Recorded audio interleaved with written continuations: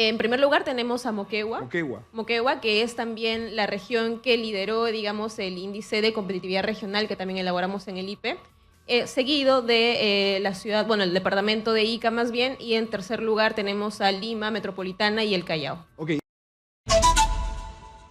Con nosotros ahora ya Stephanie Maita, economista senior del Instituto Peruano de Economía. ¿Cómo estás, Stephanie? Feliz día, buenos días. Buenos días, mucho gusto. Bien, y gracias por venir. Por lo general siempre convocamos a los chicos del Instituto de Economía del Perú y todo lo hacen por Zoom. Entonces, valga justamente el esfuerzo tuyo por ser mujer y demostrar que sí pueden venir, ¿no? Un gusto. Bien, vamos con lo siguiente, porque hay una serie de temas relacionados justamente a lo que significa la mujer y su papel en el desarrollo del país. No sé si tengas tú las perspectivas políticas, ¿no?, de lo que está pasando en la actualidad. Fíjate que en el gabinete ministerial, bueno, tenemos a la primera presidenta mujer del Perú, que es Dina Boluarte, muy al margen de su gestión, eso sí es una realidad. Quisiéramos que fuera mejor, pero mira que hay ahí todo un tema todavía en discusión. Pero poco a poco, por ejemplo, la participación política de la mujer, al menos en cuanto al manejo de instituciones, se ha venido reduciendo. Antes teníamos, digamos, mujeres mucho más poderosas, ¿no?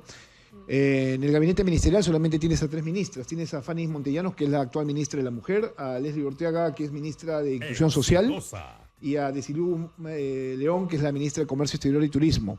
Antes tenías una exposición mayor de mujeres, ¿no es cierto? Lo mismo está pasando, por ejemplo, en los gobiernos regionales, donde solamente tienes a 2 mujeres como presidentas regionales. Antes tenías 10 o 15 por lo pronto, ¿no? Lo mismo pasa en el Congreso, se ha reducido el número de mujeres, ha pasado ahora a tener solo 52 mujeres parlamentarias. Entonces, lo mismo pasa con el Consejo de Ministros, que ya hablábamos, hay 3 mujeres, viceministras solamente hay 11, ¿no? Y así sucesivamente se ha ido disminuyendo la participación de la mujer en la gestión pública. Pero sí habría que decir que esto contrasta mucho con la dirección, porque ahora tenemos, por ejemplo, la presidenta maneja el Ejecutivo, ¿no? Tenemos una fiscal de la Nación, una presidenta del Poder Judicial, una presidenta del Tribunal Constitucional. Digamos que tenemos ahí todavía capacidad de decisión bastante fuerte. Sí, bueno, como mencionas, digamos, en los últimos años ha habido, digamos, cierta mejora a nivel nacional respecto del cierre de brechas de género. Lamentablemente, en el caso, digamos, de participación política y toma de decisiones, es uno de los indicadores que hemos visto más rezagados en este avance. Como mencionabas, a nivel nacional, digamos, en relación a municipios, por ejemplo, municipalidades distritales, provinciales, incluso gobiernos regionales, la participación política de la mujer es mínima. Por ejemplo, si contamos el resultado nacional, apenas el 5% de los funcionarios, es decir, entre regidores y otros funcionarios en estas municipalidades, son mujeres, lo cual todavía nos habla mucho de la brecha, digamos, pendiente por cerrar y el trabajo en relación a fomentar una mayor participación de la mujer en estos espacios de liderazgo y de toma de decisiones. Bien, eso es importante comentarlo. El Instituto de Peruano de Economía ha hecho un estudio bastante interesante que se ha dado a conocer en los últimos días respecto a la condición de la mujer, ¿no?, en el ámbito económico, o sea, la brecha salarial para empezar, pero hay otros factores también que se han analizado en 21 regiones. Podríamos empezar justamente por dar cuenta de lo que ustedes han advertido hasta este momento. Por supuesto. Nosotros elaboramos por primera vez el Índice Regional de Brechas de Género, que es un primer esfuerzo del IPE por, digamos, poner en discusión y evidenciar las brechas en aspectos sociales, económicos, laborales, incluso de salud también, que afectan e impiden un pleno desarrollo de las mujeres, en el entendido de que digamos, trabajar en estas no solamente ayudan, digamos, a un mejor y mayor desarrollo de las mujeres, sino que también de la mano impulsan con una mejora sostenida de la competitividad y el nivel de desarrollo que alcanzan las regiones. De hecho, uno de los principales hallazgos de nuestro estudio es que aquellas regiones que, digamos, ocupan los primeros puestos, digamos, en el ranking de cierre de brechas, son también las regiones más competitivas del país. Esto nos dice que trabajar en el cierre de brechas entre hombres y mujeres fomenta a su vez el mayor desarrollo y competitividad de las regiones. Ok, vamos a lo siguiente. Quiero aclarar, no son 21 regiones, sino 12. Yo he visto el número al revés. Tengo este problema a veces de que no noto bien las cosas. A ver, ¿cuál es la región más competitiva en ese sentido, ¿no? Donde hay una reducción de brechas? En primer lugar tenemos a Moquegua. Moquegua. Moquegua, que es también la región que lideró, digamos, el índice de competitividad regional que también elaboramos en el IPE, seguido de la ciudad, bueno, el departamento de Ica más bien, y en tercer lugar tenemos a Lima, Metropolitana y el Callao. Ok, esas 4 regiones, digamos que son las más atractivas en ese sentido, ¿no? No más atractivas, sino, digamos, las más óptimas. Las que han trabajado en mayor medida en el cierre de sus brechas y por tanto también alcanzan mejores niveles de desarrollo. Y en esas 4 regiones, por ejemplo, ¿cuáles han sido las variables a considerar para que sea ese resultado? Bueno, en general el índice de brechas está construido en función de 25 indicadores en 6 pilares clave, en los cuales evaluamos el desarrollo y, digamos, y la presencia de la mujer en aspectos clave como el mercado laboral, el acceso a educación, el acceso a salud también. Tenemos también un indicador relacionado a autonomía de las mujeres que recoge, por ejemplo, la victimización hacia este grupo de la población o incluso al acceso a métodos anticonceptivos, por ejemplo, o también la tasa de natalidad adolescente. En particular, las regiones que lideran el ranking este año son, digamos, las que tienen las menores brechas de género porque tienen, por ejemplo, en el caso de Moquegua, una tasa de participación laboral similar tanto de hombres como de mujeres. Del mismo modo, también tienen unos niveles de anemia, digamos, relativamente similares entre hombres y niños, digamos, sin que esto deje de restarle importancia de luchar todavía con el cierre de esta brecha social. Del mismo modo, por ejemplo, la región de Ica cuenta con una elevada tasa de participación política y en el ámbito empresarial, digamos, de las mujeres, pero todavía quedan otros retos pendientes, como por ejemplo en el caso de Moquegua respecto al cierre de la brecha salarial.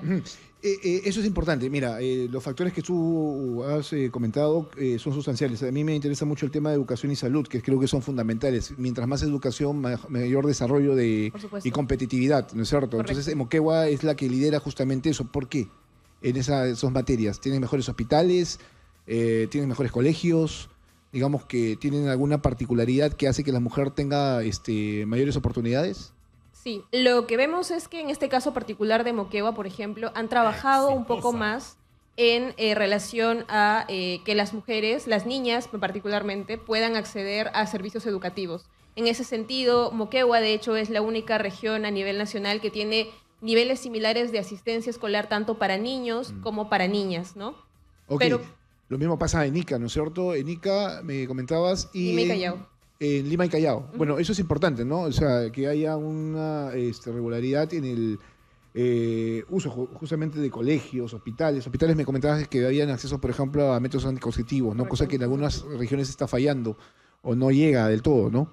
Sí, de hecho, otro de los hallazgos importantes que encontramos es que son las regiones del oriente y de la Sierra Centro-Sur aquellas que evidencian una mayor brecha y todavía tareas mucho más hondas y profundas por trabajar. En el caso particular de la selva hablamos, por ejemplo, todavía de altos niveles de embarazo adolescente, en la medida que, por ejemplo, la educación sexual integral no se aplica de forma íntegra o en todas las instituciones educativas como debería ser. Ok, tenemos regiones más competitivas para las mujeres, con mayor acceso, por ejemplo, a educación y salud y otras cosas más. Y también tenemos serios problemas que se han evidenciado en regiones donde hay mayor nivel de pobreza. La pobreza tiene una relación directa también en el hecho de que las mujeres no tengan condiciones para desarrollarse. Correcto. De hecho, así como, digamos, Moquegua es la región líder, digamos, en términos de cierre de brechas, es también la región más competitiva en nuestra edición del Índice de Competitividad Regional.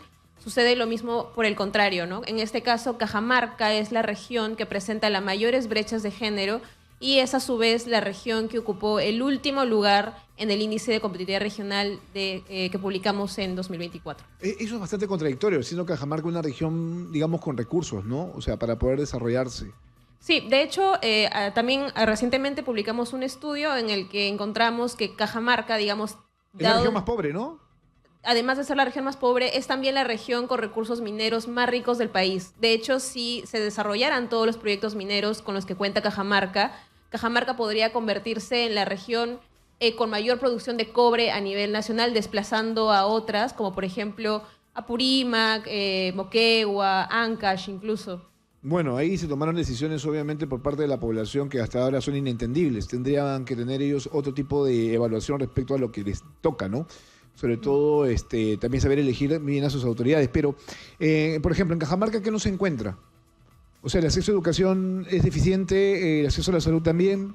Correcto. Y también encontramos brechas, sobre todo en el ámbito laboral. Ok. Es decir, Cuando tú hablas de ámbito laboral, tanto para las regiones que están bien posicionadas como las que no, ahí hay una diferencia bastante marcada respecto a sueldos, ¿no es cierto? Que es algo que te da en principio una lectura mucho más eficiente sobre las diferencias. más cercana, sí. Como te comentaba, digamos, nuestro índice en el pilar de mercado laboral recoge aspectos como la diferencia en salarios, pero también como participación laboral, es decir, en el mercado laboral, también calidad del empleo, es decir, que perciban remuneraciones que les permitan acceder a una canasta básica de alimentos o que trabajen un número de horas que ellas o ellos, en todo caso, también consideran, digamos, necesario, o incluso también indicadores como, por ejemplo, la tenencia de una cuenta CTS o una cuenta en general en el sistema financiero, que también es otro aspecto que evaluamos.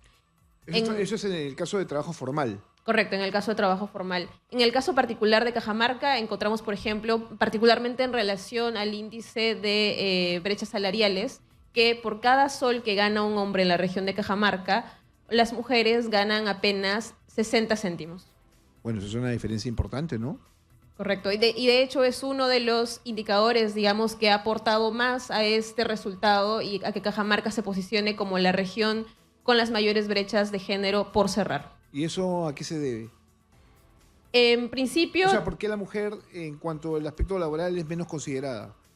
Como para tener esa diferencia en cuanto a remuneración.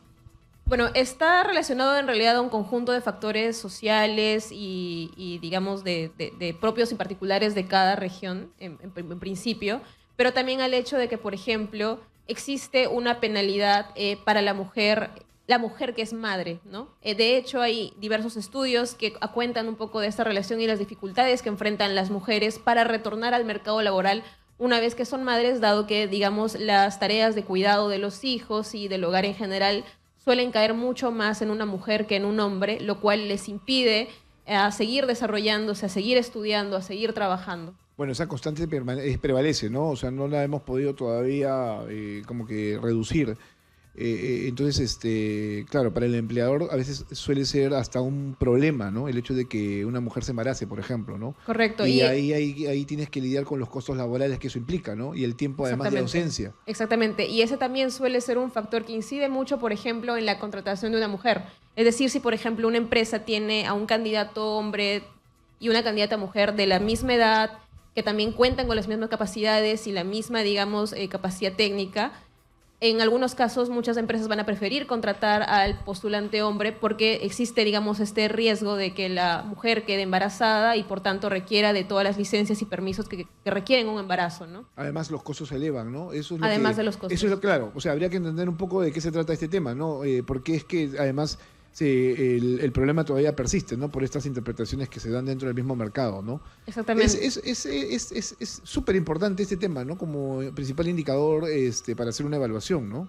Yo sé que hay 25 indicadores dentro de este estudio en 12 regiones, pero este es uno de los más relevantes, ¿no? Sí, en realidad, tanto el pilar de mercado laboral como el de autonomía individual son los que los que contribuyen casi en un 60% junto con el pilar de educación en estas diferencias. O sea, explican las brechas, las diferencias entre hombres y mujeres.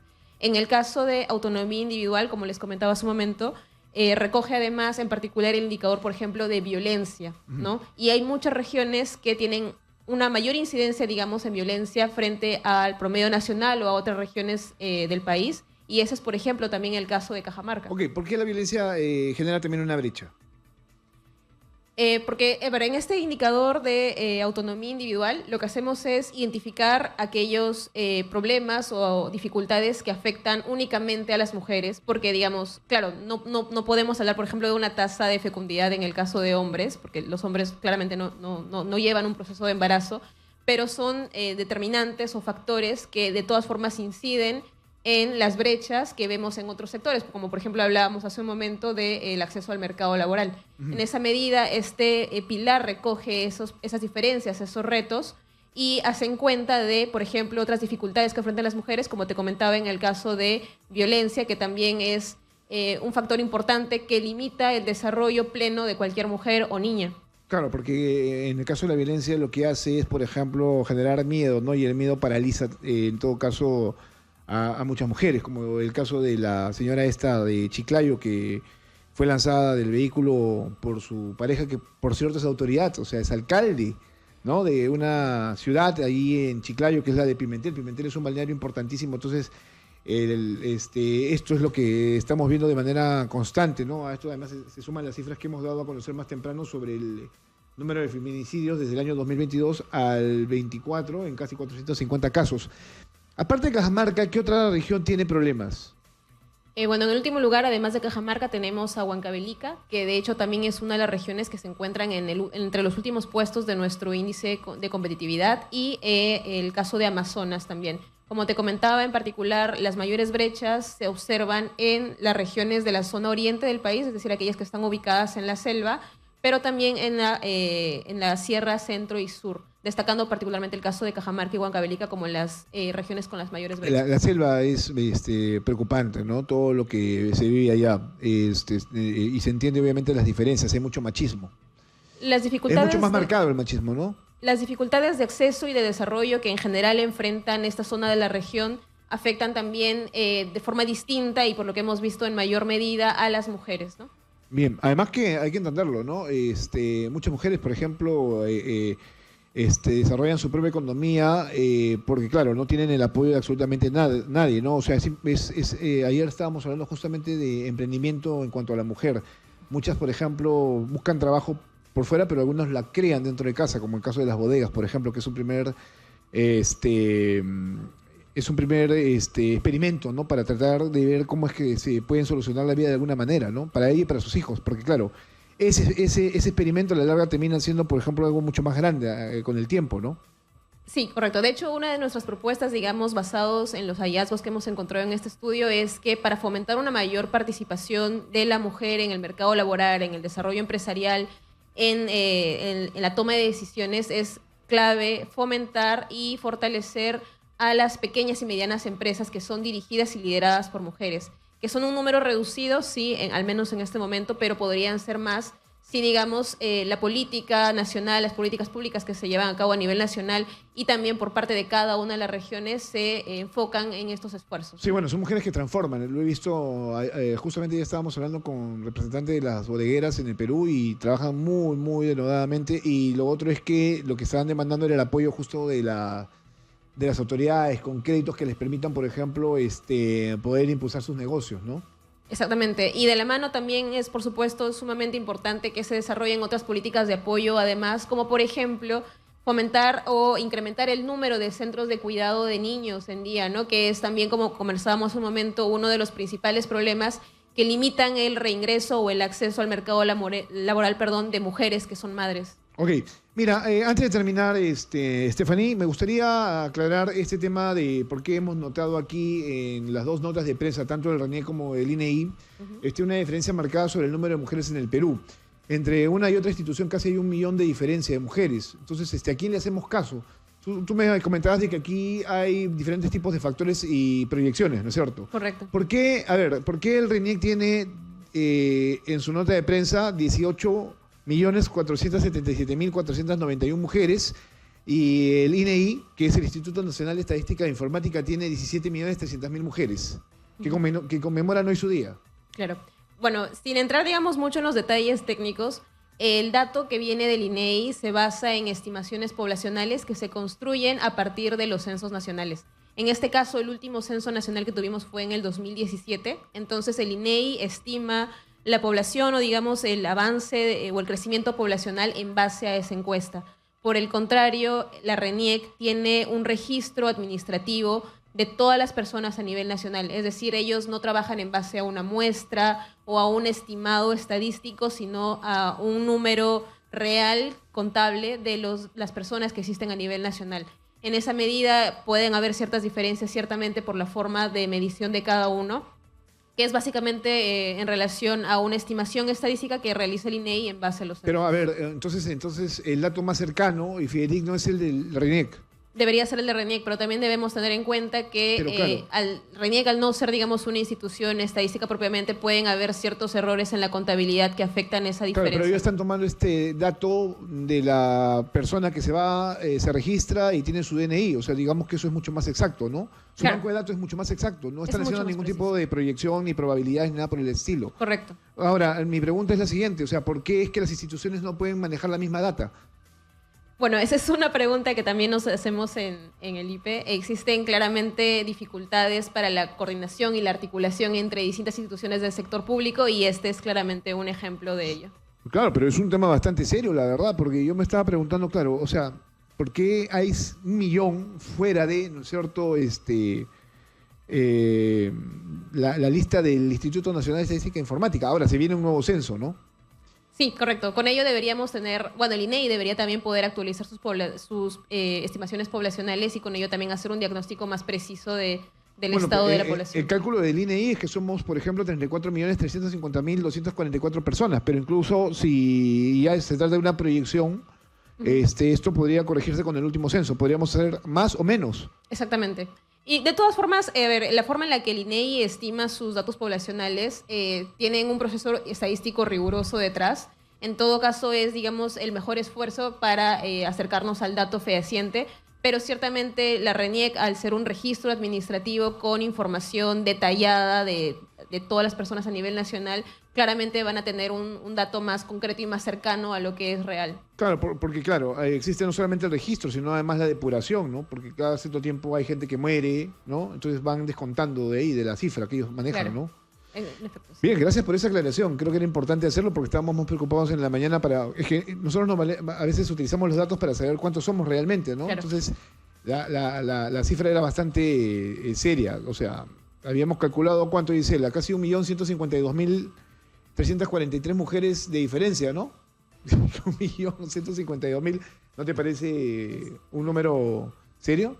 Sí, pero, o sea, recordemos también que, a ver, las estimaciones del INEI haberse realizado el 2017 no recogen por completo, digamos, las alteraciones o los procesos que afectaron la dinámica poblacional en la pandemia, ¿no? Tenemos más de 200.000 fallecidos, seguramente también hubo algo relacionado a la tasa de natalidad que se afectó y en general eso es lo que, digamos, genera estas diferencias. Ok, tenemos 9 años del último censo. O sea, tendría que ser importante para ya desarrollar, además, ¿por qué son importantes los números, no? Porque tú tienes que desarrollar en base a esos números políticas públicas. Exactamente. ¿No? Saber cuántos estudiantes tienes en los colegios realmente, ¿no es cierto? Cuántas mujeres hay, cuántos hombres hay, o sea, para sacar justamente estas evaluaciones que ustedes desarrollan también como instituciones especializadas. Correcto. Es ahí, digamos, uno de los puntos más importantes de contar con datos verídicos y con instituciones que tengan un manejo adecuado, claro y transparente de los datos. Bueno, ojalá lo puedan advertir y puedan coordinar más en sus bases de datos y así no nos hacemos tantos problemas y no los criticamos. Atención, amigos de la RENIEC y del Instituto Nacional de Estadística e Informática. Esperamos al jefe del INEI en cualquier momento. Ese es otro funcionario importante en el Perú y las puertas de Exitosa están abiertas. Bien, gracias a Stephanie Maita, economista senior del Instituto Peruano de Economía, y ojalá tus compañeros puedan venir la próxima vez porque mucho Zoom ya a veces no es del todo correcto.